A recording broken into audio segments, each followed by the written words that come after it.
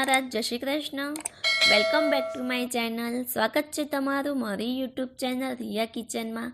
आज हूँ तमारा माटे गरमा गरम खीचूनी रेसिपी लईने आवी छुं। खीचूनुं नाम सांभळता ज नाना मोटा सौ कोईने खावानुं मन थई जाय। तो आजनी आ रेसिपी शरू करीए।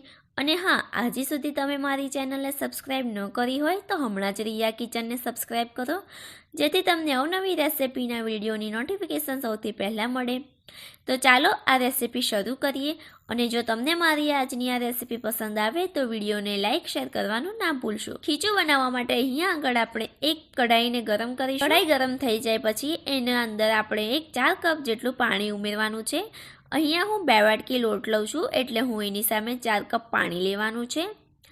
તમે કોઈ પણ એક વાટકીનું માપ સેટ કરી આની અંદર પાણી ઉમેરવાનું છે। તો હવે પાણી ગરમ થાય છે ત્યાં સુધી તેની અંદર સ્વાદ પ્રમાણે મીઠું ઉમેરી દઈશું। ગેસની ફ્લેમ મીડિયમ ટુ હાઈ કરેલી છે। તો હવે આપણે પાણીને 2 મિનિટ માટે ઉકળવા દઈશું।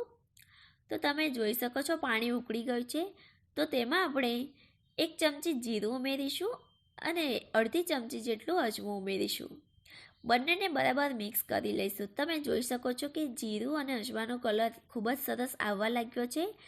તો હવે આપણે તેમાં 6 થી 7 નંગ ઝીણા તીખા સમારેલા મરચાં ઉમેરી દઈશું।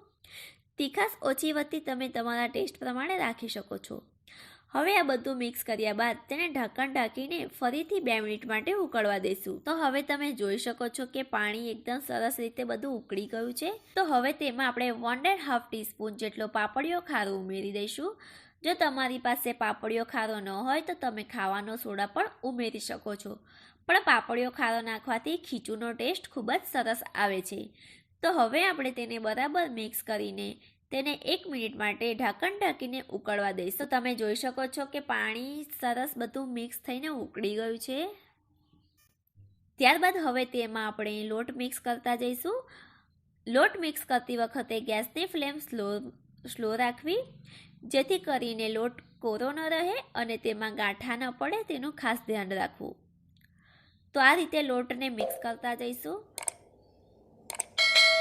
તો તમે જોઈ શકો છો આપણો લોટ બરાબર આ રીતે મિક્સ થઈ ગયો છે। હવે તેને ઢાંકણ ઢાંકીને 2 મિનિટ માટે સિજવા દઈશું।